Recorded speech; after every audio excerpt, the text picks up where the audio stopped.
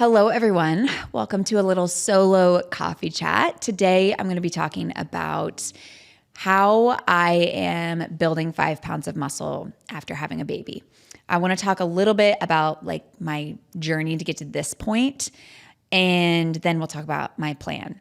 Before I get into any of this at all, the last thing I want anyone to get out of this episode is to leave feeling like the compare and despair type of thing. Out of all of my friends that I talk to, every single one that's had a baby has had a different experience and a different story. None of our stories are the same. They're all so different. And some people have different timelines of things. Some people will have more than one kid and that complicates things, or they have a complicated delivery or a tough pregnancy. So I really just want to lay out kind of what I'm doing, my plan, where I've been so far postpartum so that it's helpful for you. So backing up to when I was pregnant, I think one of the best things, and I talk about this all the time, but one of the best things that I did was try to build muscle during pregnancy. First trimester for me was really tough. I was very tired and nauseous for all day for the whole pregnancy. And so starting to work out was like the last thing I want to do. I posted this reel one time about me trying to hype myself up before class, and it was very difficult to stay consistent with workouts. But every time I did exercise, I felt better. That was one of the only things that could make me feel better at the time was eating and exercising. So first trimester was really difficult. But then after that, second and third trimester, I had a very smooth experience. I was exercising. I was doing the EveloTrack 5 times a week. I was teaching that, and I felt really good and really strong during pregnancy. And I actually think I might have built muscle during pregnancy. I don't have the data to know that for sure, but I felt really good, and I felt really probably the strongest I've ever felt was during pregnancy. Postpartum was a different story for me. So after delivery, I spent the first, I would say 3 or 4 weeks really focused on healing. I wasn't even doing long walks or anything like that. I was very much resting. I'm someone that struggles a lot with sleep deprivation. So I knew that I could not add a ton of extra anything. I was okay, I need to focus on healing, resting, and sleep. So those first few weeks postpartum for me were very much focused on not doing much physically, which we recommend, right? But I think during that time, since I was more stationary than usual, I probably lost some muscle during those first 4 weeks. I turned a corner at about 4 weeks, I remember, and I was doing longer walks and things like that. And then week 5, I felt even better. And then week 6, I felt really good, was cleared to exercise, and started teaching the postpartum program at that point. So if you listened to the episode that I dropped yesterday about postpartum body recomposition, we talk about exercise kind of in stages. So stage 1 is more like you're low to the ground, like Pilates type movements. You're not focused on muscular failure. You're doing really supportive exercises. So I taught that week 6. Week 7, I went into phase 2, which was a little heavier for upper body, progressing to standing, body weight, lower body exercises, things like that. Felt really good. And then I went into phase 3, which is starting to add resistance to lower body. And again, go back to the episode if you need more detail on these phases. But once I got to phase 3, was feeling good. And then I was realizing, okay, I think I might have progressed a little too quickly into this stage. And so I backed off the amount of weight that I was using for lower body. I was feeling a little bit of heaviness when I was doing lower body lifts.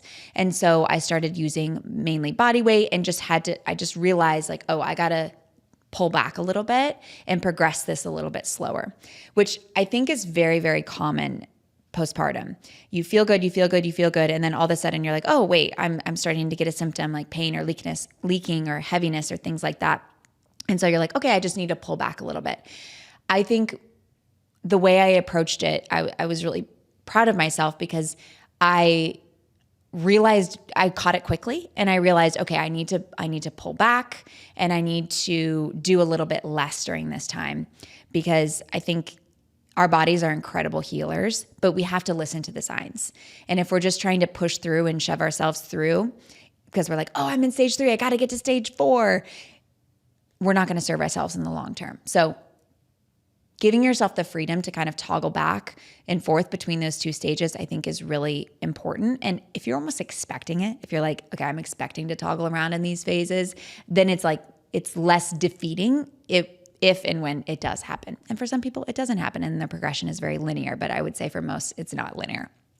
So I backed off for, I would say, I can't even remember. It's all a blur at this point. Maybe like about a month. And then I went back into stage 3, felt really good, went into stage 4, which is adding some light impact activities. And now I'm getting to the point where I'm 6 months postpartum, or just couple weeks shy of 6 months, and adding all activity and feel very good. So I'm adding some higher intensity activity, some re-hit classes, which I did a podcast on re-hit. What that is basically just really low dose sprint interval training. I've added that and starting to feel good. I'm only doing that once a week, and I'm starting to slowly get my strength back. Now, backing up a little bit, that's where kind of I've been with exercise up until this point. I've also been breastfeeding. I breastfed for 5 months. Now, I know there's lots of opinions about breastfeeding, so I kindly request no comments or criticisms about my decision to stop breastfeeding, because we're in a really good place with it, and I'm really proud of myself for making it 5 months. I was exclusively pumping because my daughter wouldn't nurse, so it was a lot. So I stopped breastfeeding around 5 months, and a couple weeks after that, I decided to get a body scan to see where I'm at with my muscle mass. I had gotten a body scan prior to pregnancy. If you followed my journey back a couple years ago, I was trying to build 5 pounds of muscle at that point. I think that was in 2022. I was trying to build 5 pounds of muscle. So I was getting DEXA scans so that I could measure my muscle mass gain. And so I had kind of the baseline of what I was before going into pregnancy. And so what happened for me is throughout this process, and likely throughout the postpartum process, I lost about 5 pounds of muscle. So even though I lost 5 pounds of muscle, I was really confident with how I took care of myself during pregnancy and postpartum. And I was following kind of the 5 basics of building muscle during pregnancy. And then during postpartum, I was really giving myself the space to heal and taking my time with it. So I am confident that I'll be able to gain it back. I have no worries there. And that's something that I want to show you all, is that it doesn't need to be scary to build muscle. You don't need to do it quickly. You can take your time, and you don't even need to do it quickly after you deliver a baby. I'm 6 months, and for some people that might feel like it's a long time to start to focus on this. For some people that might feel like it's too soon. So there really is, I really, really want people to hear me when I say there is no timeline. We can always build muscle and improve our fitness. It's just a matter of when it starts to work for you. So for me, it started to make sense for me to have this goal after I was done breastfeeding.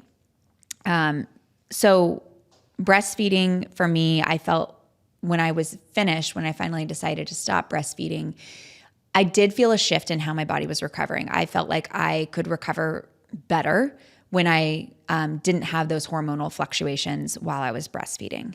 So for me, this just feels like a really appropriate time for me to start to focus on this. Again, just because I'm 6 months doesn't mean that you should start focusing on it when you're 6 months. So that's kind of where I've been and where I am now. My plan going forward is I'm doing the 5 time per week Evlo track, and trying to do all 5 workouts, even if I just do 1 set and fast forward to the cool down. Or even if I do the workout and I'm not getting close to failure in some of the lifts. I think just showing up and trying to make that a part of my new routine, especially with a baby, is my plan and my goal. It's not always going to be perfect. There might be some weeks where I do the 4 time a week track instead of the 5 time a week track, but my goal is 5 times per week. And then as far as light cardio, that's something that I've been doing really, consistently over the last few months, but trying to walk daily or teaching one of the low impact cardio burst classes on the Evlo track. So trying to get in about 150 minutes per week of the light to moderate intensity cardio. This is what we really recommend for everybody. It's something that I was already doing, so it's something that I'm just going to continue doing going forward. And then the thing that I'm adding is one reHIT or HIT class per week. So again, this is that sprint interval training. I'll probably, if I'm being honest, I'll probably end up doing the reHIT and not our cardio burst class. The reHIT classes are like 10 minutes. It's just 2 30-second sprints. And that's probably what I'll be adding in just once a week. Now, the reHIT part is not as important for muscle growth as the strength training classes. It's not going to have a significant impact on muscle growth. It's more for the cardiovascular benefits that it provides.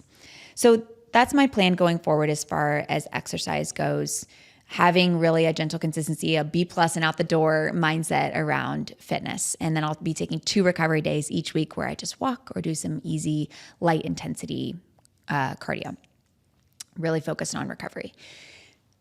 Food. So nutrition is, I always say, just as big of a piece to building muscle as exercise is. And eating high protein, so eating 0.75 to 1 gram of protein per pound of body weight per day. So again, that's something that I've been trying to do throughout my pregnancy and even postpartum and things like that, but focusing on it a little bit more now and eating at about my maintenance calories. In this process, my whole goal is body recomposition. Now, body recomposition, people always think it's always losing fat and gaining muscle at the same time. It can also be keeping fat the same and gaining muscle because you increase the ratio of muscle to fat mass. So I'm more focused on the muscle right now. I will be eating about my maintenance calories on average, and then trying to eat that high protein. So eating about 1 gram of protein per pound of body weight per day. Now, tracking. This is how I approach tracking, and some people have a hard time with tracking. Some people don't want to track. For me, I've found that tracking my food really helps me stay consistent. It really helps me fuel properly and eat enough. And I feel like it frees up mental energy for me because I'm like, okay, this is just something that I don't have to worry about. I just put it in, I see where I'm at, and then you can kind of adjust throughout your day. If you've never tracked before, you might try tracking for just a couple of days, just on a random couple of days, and just see where you're landing with your protein and your macros. So the way I track is I generally track, okay, if I'm being honest, I probably track like Monday through Thursday. And then Friday, Saturday, Sunday, I go out to eat. So I'm not tracking my food when I go out to eat. I like to get dessert at dinner. I like to have some occasional margaritas. So I'm a little looser on the weekends with my food. And for me, what I found is that really allows me to stay consistent. I think that if I were tracking every single thing and really stressing about what I eat when I go out to dinner, I think that would drive me crazy and burn me out. And also, it just isn't very fun for me. That's has not worked for me if I've tried that in the past with being super, super restrictive. Or in the past, what I would do is, go out to eat on the weekends, but then during the week be really, really restrictive and really, really under eat. And that doesn't work for me either. So I just try to, eat about my maintenance calories Monday through Thursday, try to get the high protein. And then on the weekends, I'm a little bit looser with it. I still am cognizant of what I'm eating on the weekends. Like if I can have like a good high protein breakfast at home and a good high protein lunch at home, I try to do that. So it's not like it all gets thrown to the wind, but I'm a lot less structured with it on the weekends. So wrapping all this up, I talked about where I've been, where I am now, kind of my plan going forward. I will be updating you all on the podcast. If this is something that you want to join along with and also try to build muscle, you don't have to get a DEXA scan and measure your muscle. You can just kind of go by if you feel stronger, or you can even go by visually if you can see more muscle. That means you're gaining muscle. So you don't necessarily have to go get a DEXA scan. And you don't have to do this even if you're not postpartum. You can do this along with me. But I highly encourage you to figure out your macros for yourself, to figure out your calorie needs, your protein needs, your fat, your carbohydrates, all of those things.